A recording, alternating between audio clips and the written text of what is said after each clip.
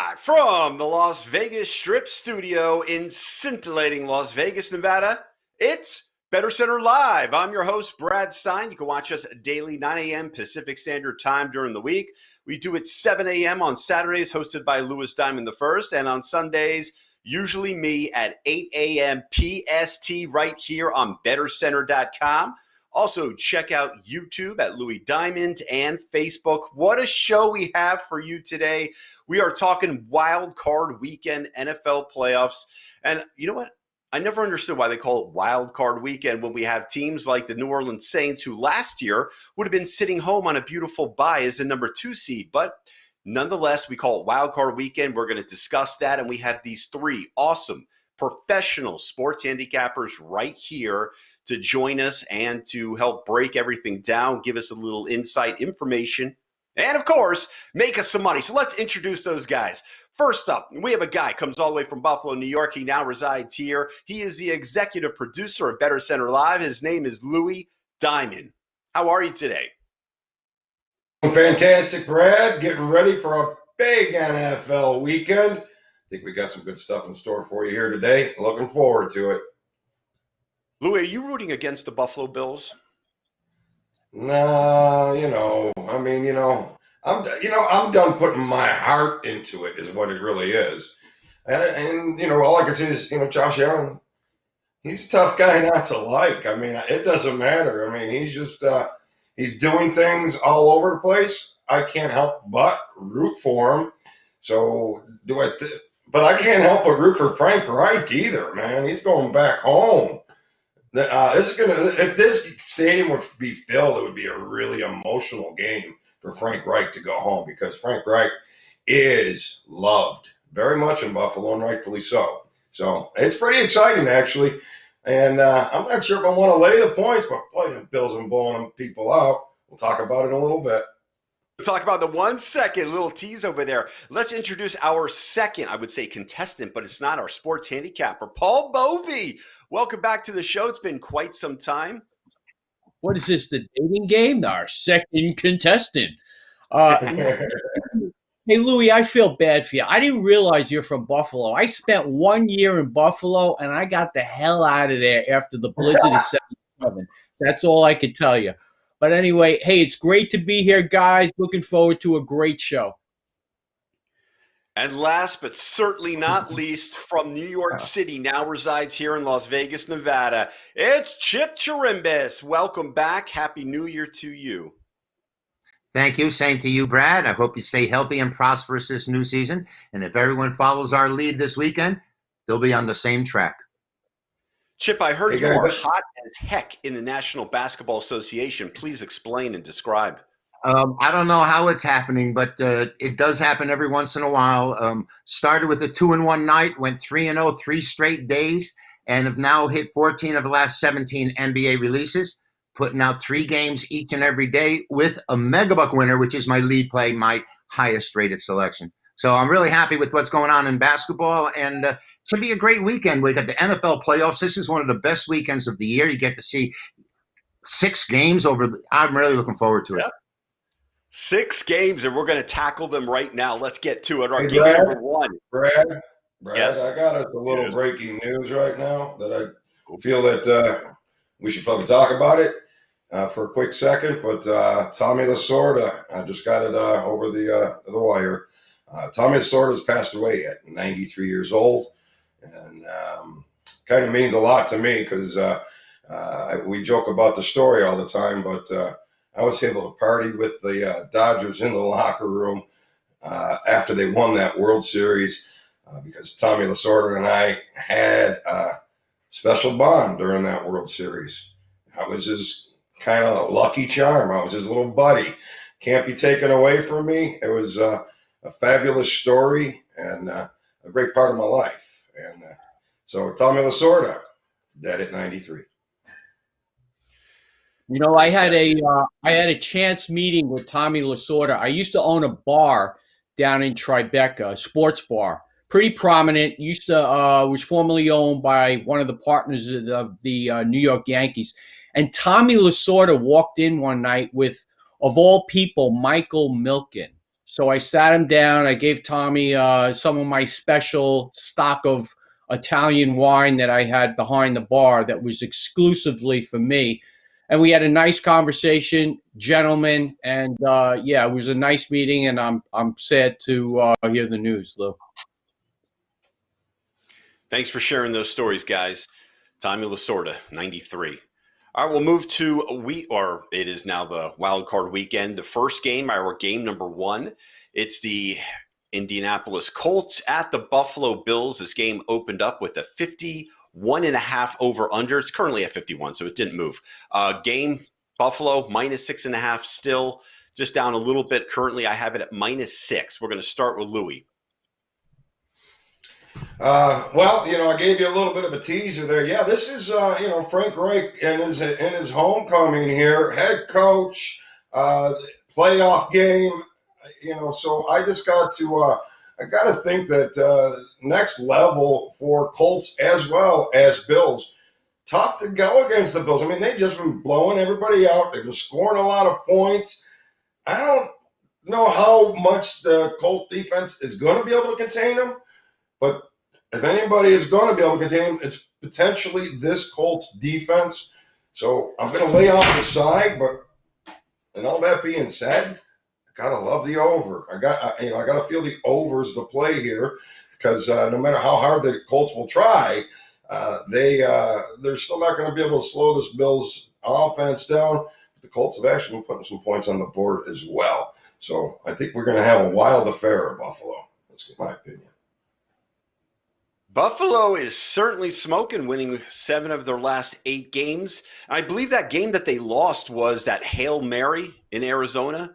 Other than that, that would have been 8 in a row, or it would have been 9 in a row. 10. They won 7 of the last games, but they have lost 6 straight playoff games. So now Buffalo has to get over that hump. Josh Allen, is he the quarterback to do it? Maybe. We talked about the Colts. They can run the ball a little bit. Yes, their defense overall has been good, but they have struggled against the pass since week 13, giving up 300-plus yards on average. Chip Chirimbes, any of these little nuggets that I just threw out, does it make a difference in your betting on this game? Well, I agree with Louis. I think this is going to be a high-scoring game. I mean, Buffalo's got the number 2 offense in the NFL. And this Josh Allen has just been something to have to deal with. I think that Colt defense, which at the beginning of the year we were praising them, and they were number 4 and 3 and number 5. They ended up number 10, which is the top third, but nothing so outrageous that you think they're going to shut the Bills down. I think the game's going over the total. And by the way, I have a question for Paul Bovi. Did your place in Tribeca have a big, huge electronic scoreboard? And also, I had my own business with Tommy Lasorda because Bobby Valentine and I grew up together, and there were a number of times that we had dinner at Bobby's restaurant. And Tommy Lasorda, he bled Dodger blue. After Reggie Jackson hit those 3 home runs in the World Series game at Yankee Stadium, they turned to Lasorda and asked for his comment. And he goes, "What are you asking me for?" And he wasn't too happy with Reggie's performance. Hey, can I tell you, Chip, I want to touch on that for a second because Bobby Valentine was hanging out. It was me, Tommy, and Bobby Valentine. I mean, it's crazy how it happened, but it was my first meeting with Tommy. And he just thought I was Italian right out of the gate. So, and it was him and Bobby Valentine and me eating tripe in the locker room before the game. And the whole, from game 3, 4, and 5, all 3 games, I was just hanging out with these guys. They had no idea who I was, but I was a friend of somebody that was a friend of them. And it was just pretty amazing. So, Bobby Valentine, that's interesting. You guys grew up together because we did. He was a big part of that story as well. He was Lasorda's favorite from the time he was signed as out of high school. He went to Ogden, Utah. He was minor league player of the year twice, and it was Lasorda that was his big supporter, as Walt Alston was the manager. And there were some problems there because I think Alston was a little jealous of Lasorda. He knew Lasorda was in line for his job, and then they jettisoned Valentine out to California, where he had this tragic injury. Mm. So Bobby Valentine was such a gentleman that week, those 3 days as well. It was just a wonderful experience, and my condolences to the Lasorda family and the Valentine family. They were very close. Paul Bovi, you are up. Your first pick today. Well, it's obvious Chip was in my establishment because, Aha. yes, we did have that electronic scoreboard, and we were noted for that. When I took over the place in 2003, I turned that electric scoreboard into a point spread display, and it was it was kind of cutting edge at that point. But I think my patrons really appreciated it. And the rest is history. It didn't end well, by the way, but it was a fun experience. I met a lot of people, drew a lot of people into the place, and that's why people like Tommy Lasorda came in there. But on to Buffalo and Indianapolis, and this is the epitome of squares versus sharps, because if we were up to the squares, the line on this game would probably be 8, 8.5, even up to 9. But it's the sharps that are keeping this number where it is at 6, 6.5. This for me is a game that I'm going to take a pass on. I expect Buffalo to get between 27 to 30 points, and I think it's going to come down to Phillip Rivers. He was very turnover prone last year. He had 18 interceptions. This year he's cut it down to 11. Not great, but an improvement. So if Phillip Rivers takes care of the football and they can bleed the clock a little bit, they'll have some dump offs to Hines out of the backfield. I believe Indy can stay in the game, but that's a big caveat to ask for Phillip Rivers to not turn the ball over, because that's what he's very good at, and that's why he's no longer with the Los Angeles Chargers. So we can definitely make the point that Buffalo has the most prolific offense in the NFL, and the question looms as to whether Indianapolis can hold them to less than 30 points. I feel Buffalo's going to be between 27 to 30, and it's up to Indianapolis as to whether they can outscore them from that point. Thanks, Paul. Yeah, that's a big if for Phillip Rivers. You know what else he's really good at? Getting to the first round of the playoffs and not advancing after that. So that's what we'll see next. Game number 2 over here on BettorCenter Live. Thank you for watching on BettorCenter.com, YouTube at Louis Diamond, and Facebook. This is a big game here. This is the Rams and the Seahawks, and we think about this game about being offense, but this is more about defense. The Rams have like the number 1 scoring defense, number 1 against a pass, rush, all of that. But the Seahawks, in the second half of the season, your boy Ross, Chip, he ripped apart the Seahawks. They have no defense. They have no defense. Well, in the second half, they've had one of the better defenses in the NFL with yards, sacks, and points. But let's talk about this game right now. Seattle -5, currently at -3, and the over-under went up from 40.5 to 42. So we'll let you start. Chip Chirimbes, please. Rams at Seahawks. Brad, you hit it right on the head, because Seattle was absolutely atrocious the first half of the season, and they turned it around in the second half. And I know even Ross has recognized that because we've spoke about it. But the storyline to me in this game is the backup quarterback for the Rams. I don't know how much you saw of the game the last time out, but he passes the eye test. He looks better than Goff. He runs better. He has great poise. It looks like he's got his body language. It just tells me this kid can play. And I would favor the Rams if the backup quarterback is starting. I don't know how much I would be enamored with them if Goff was back in there. I like this kid, and that's the only way I'd play the Rams here. I have to admit, if I'm a Seahawks fan in this game, I'm a little nervous. This smells like upset. But let's get Louis D. Are you smelling something? Because I know you smell things from time to time. Well, it's tough to smell much of anything until we really know who is going to be starting. And I don't believe last night when I went to bed, I didn't have an answer. I didn't wake up looking for the answer. So I don't know if it happened. But I think that's a critical part of this, because this is an under. Yes, I was all over. I was right with Ross there. Seattle over, Seattle over, Seattle over. And we were cashing tickets. But the train came to a stop. And so I kind of backed off the Seattle overs. And I actually played my first Seattle under of the year versus the Rams a couple of weeks ago. So if Goff's in there, I'm liking the under. If he's not, It smells. So I'm waiting for that one. Paul Bovi, the Seattle Seahawks have struggled protecting Russell Wilson this year. I think they are 27th in the NFL, giving up sacks. And the Rams are pretty good at getting sacks. What are your thoughts for this game? So, Louis, just remember, he who smelt it, dealt it. That's all I have to say. Anyway, on to the Rams and the Seahawks. Russell Wilson, well, let me put it to you this way. This is a tale of two teams because early on, as was mentioned, their defense was atrocious. They were breaking records in terms of futility against the pass, and they've tightened up the defense. But on the other side, Russell Wilson has really struggled the last 7 or 8 weeks. I think the top output in terms of yardage, 268 yards, and he's had several games where he's actually been under 200 of late. So they're just not moving the football. They're getting it done on defense. Now they have some questions on their defense. It looks like Jamal Adams will play. He sustained a shoulder injury on Sunday, and that's going to be key for them. But there's also now a question of whether Shaquille Griffin will play.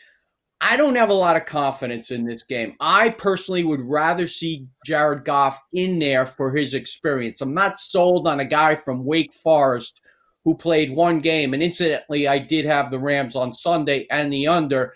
But I think you throw a guy like Wolford in against Pete Carroll and that defense, and they will wreak havoc with him. So I want Goff in there more for the experience than the talent, which I think will be crucial in this game.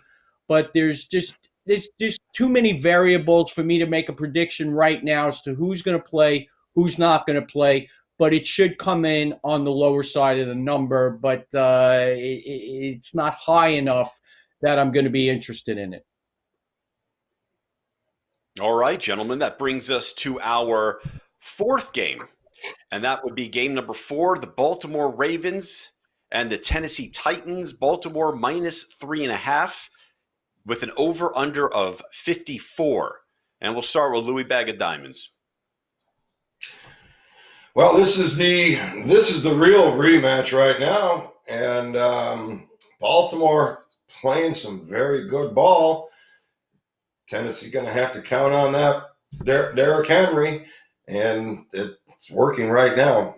All I can really, I have a tough time wanting to lay these points simply because of the road. I have a tough time wanting to lay the points, but I can't be going against Baltimore right now. I think the over's got to be the money here. I think that both teams have just been on a scoring tangent. I think it continues here. And even though the 9-4 to the under the last 14 meetings, I think the way they're both playing right now, the game is going to be, I think it's going to be a high-scoring affair. The road team, 3-0-1 the last 4 games. Ravens are 3-7-1 the last 11. So some head-to-head stuff for you. But I feel that this game will be in an over scenario. And so that's kind of a vibe I got for it. Nothing big. Lamar Jackson still has not won that big game. Here he is, 0-2 in playoffs. Yeah. This is the big game, beating a Tennessee Titan team. This would be great, Chip. What are your thoughts? My thoughts are I'm a bit confused when I see that the team that won the division has the same record at home, are an underdog. That is, Tennessee is an underdog to a team that they beat in the first round of the playoffs last year.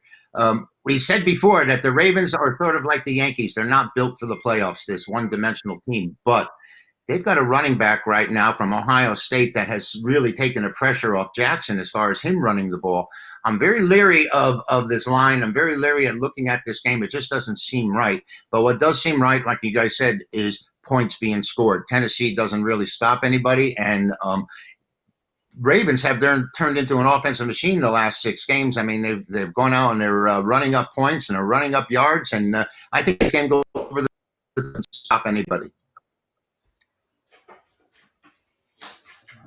How about this one? The Ravens have averaged 14.5 points with Lamar Jackson starting in the playoffs. Paul Bovi, take it away. Well, Chip just made a great point. The Titans don't stop anybody. They have 19 sacks the entire year. 4 of them came on Sunday against the Houston Texans, and they were without their left tackle, Tunzel. They had 2 sacks in the earlier game against the Texans. They just don't get any pressure on the quarterback, and that's going to be problematic here. Now, if you cite last year's game, what happened is there were early turnovers. Ryan Tannehill, by the way, only passed for 88 yards. The Titans were never under pressure to continue scoring. The Ravens are not the team to play catch-up football, obviously, because Lamar Jackson passing skills are, let's say, a little bit flawed. But he will have all of his receivers back. Snead was out on Sunday.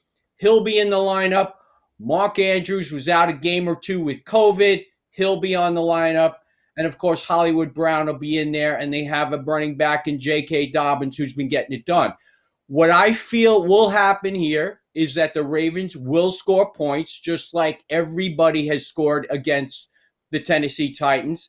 And it will be up to the Ravens to play mistake-free football so they don't fall behind like last year. I feel the Ravens will get to 31 points. It will be up to Tennessee to outscore them. If they can accomplish that, they'll win the game, obviously, and they'll have to get into the 30s to do that. Thank you, Paul. We move to game number 5. That would be the Chicago Bears at the New Orleans Saints. Yes, we know who they are. This game opened up Saints -8, which is moving a little bit, going up to -10 with an over-under of 47. Bears and Saints, Chip. Boy, it's tough to take these Bears. It really is. Last week they fell flat. They didn't actually fall flat against Green Bay. They played a pretty good game, and they were pretty competitive until the very end when they surrendered. 10 points is a lot of points in the playoffs. I'd have a very difficult time laying this game, and I just don't know where to go. This is the one game of them all that I would pass in the entire weekend.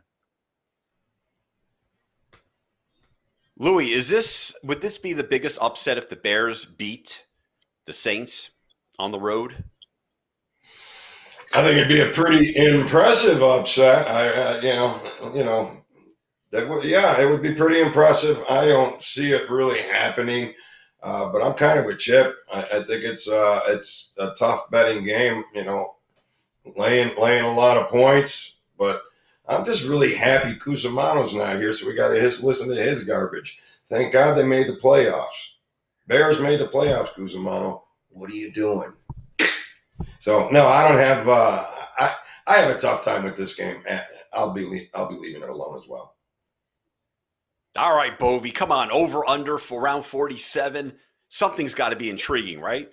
The over and under. I'm not dealing with the over and under on this game because I'm not going to count on Mitch Trubisky, and I'm going to give the guy a lot of credit because coming into that Packer game, in the prior 4, he had thrown 7 touchdown passes. I think he had 2 interceptions. He had a key fumble in the early game against Detroit, but by and large, he played well. The problem with Chicago is they were playing in those 4 weeks, they were playing garbage defenses in the Lions who were depleted in their secondary, the Texans who haven't been stopping anybody since Bradley Roby went out of the lineup, the Jaguars and Minnesota Vikings without Kendricks. So they run into a decent stop unit in Green Bay with solid corners in King and Alexander, and they get basically shut down, and Trubisky goes back down to earth. And now they're facing another solid stop unit in the New Orleans Saints, who are getting back their main receiver, Michael Thomas. This is going to end up being a blowout. There's no way the Chicago Bears are going to beat the New Orleans Saints, who are on a mission to get the Super Bowl win that they could have gotten a couple years ago when they were jobbed by Bill Vinovich and crew with that non-interference call. So look for a blowout here as the Saints pull away and win comfortably en route to getting to the NFC Championship game. Oh, I like the prediction of out. I mean, it does seem like it's going that way, right? If the Bears struggled at home against Green Bay, which has a solid defense, now they're going on the road in the Superdome against the Saints, who have a really good defense. Trubisky does not throw the ball deep because all they want to do is throw underneath, because every time he's pressured, he gets in trouble. It's not his forte going against pressure. Did anyone else have anything else to say about this game before we move to game number 6? Well, I'm sold on Paul right there. Yeah, I mean he pretty much bottled that up really nice. So I'll at least be on the teaser side of that. But I hate laying the double digits. But I guess if this is the biggest match of the week, should be it. So if there's supposed to be a blowout on paper, that's the one, not the next one you're going to talk about. Well, according to our Paul Bovi, this would be the biggest upset if Mitchell Trubisky, Matt Nagy, and the Chicago Bears can upset the New Orleans Saints. We'll see, with a 40-plus-year-old quarterback in Drew Brees. That brings us to game number 6, the last and finale, the final game of Wild Card Weekend here in the National Football League. It's the Cleveland Browns traveling to Pittsburgh without their head coach, Kevin Stefanski, who is sick with COVID-19. Game opened up at 46.5 with an over-under, which is now currently at 47. -4 Steelers. Now it's -6. It's slowly going up as they know that coach is not there. And Baker Mayfield, also one of the best offensive linemen I believe that Cleveland has, is also not playing. So that could be doomsday for the Cleveland Browns. But let's get the thoughts of the Chipster because he knows more. Go ahead, Chip. All right, before I start in this game, I got a comment about the New Orleans Saints. Yes, they were jobbed on that call and had to settle for a field goal to send the game into overtime. But they did receive the kickoff in overtime and did nothing with it. And then they gave up the ball and lost the game. I don't feel sorry for them. They had a chance. They got the ball first. Now, who's going to get the ball first in this one? What do you think? We got a big winner here? I'm most likely going to take the dog here, and that's all I got to say. All right, well, that's it. 6 games in the book, the NFL Wildcard Weekend. But we're going to do most interesting play of the day because we are not done, so don't leave on BettorCenter Live. All right, Chip, stay right here. Most interesting play of the day could be in any sport. Can it really? Yeah. No, I think the interesting play is that Buffalo game where, like Paul had alluded to, the wise guys and the sharps are taking the points, and the public seems to want to lay it. I would venture to say that I would probably trust the wise guys side or the sharp side. So I think that's probably the play to start the weekend is Buffalo maybe in a little bit of trouble. All right, Paul Bovi, you heard Chip. Most interesting play of the day is who? So interesting. Is interesting synonymous with making money? And is this for Friday or is this for the weekend? And is this NFL playoffs? It could be any sport. It could be any sport, and it's most interesting to you to help us make money. So it could be anywhere, anything, whatever you think. Your thoughts. All right. I'm going to give you an NBA play for tomorrow. Okay? Let's throw a little NBA in here, okay? I'm going to take the Atlanta Hawks to beat the Charlotte Hornets, who beat them 2 nights ago, because Atlanta hit 7 of 39 from beyond the arc, yet Atlanta dominated them in the paint. So Atlanta's had a couple rough losses of late. So hit Atlanta tomorrow night on Saturday and pad your bankroll for Sunday's NFL wildcard games and have some fun on the hardwood. Well, all right, Paul Bovi, we're going to have some fun on the hardwood. Thank you for the Atlanta Hawks selection. That brings us to Louis Bag of Diamonds. Your most interesting play of the day is who? Well, first I want to say, Paul, you know how I know you're sharp? You took a question and then you wound up asking quality questions behind it to break down the question to give you the best probable answer. Same way you handicap a game. So, that being said, my most interesting play is really going to be coming from Ross Benjamin because he gave me an angle. We finally got our angles working back again. So we'll be looking to put some of them out there. So via Ross Benjamin, who is not with us here today, but hopefully will be back with us sometime soon. He does our NFL angle of the week. Any NFL playoff home underdog. Well, NFL playoff home underdogs are 28, 14, and 2 against the spread since 1980, and they've won 24 of those 44 games outright. That's pretty impressive, but different home team scenario this year. But if that underdog of 4.5 or greater, if the underdog were 4.5 or greater, it improves to 5-0 against the spread and 3-2 straight up. So the dogs are 4.5 or greater are really the play, according to this trend. But all home underdogs are the play, and that's really not all that surprising. But we do have different home field scenario this year. So that being said, home underdogs are your most interesting plays of the weekend.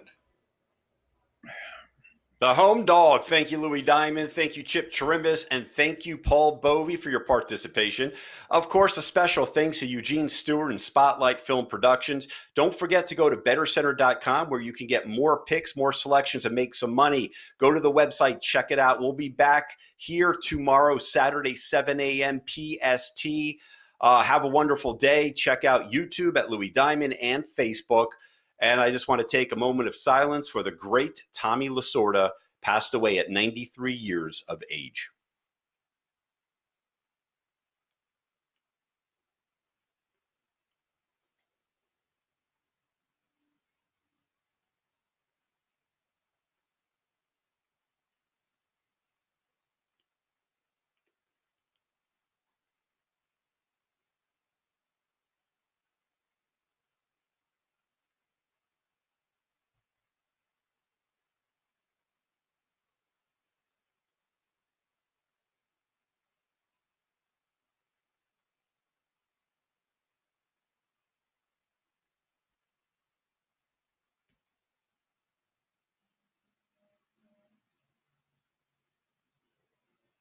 Thank you.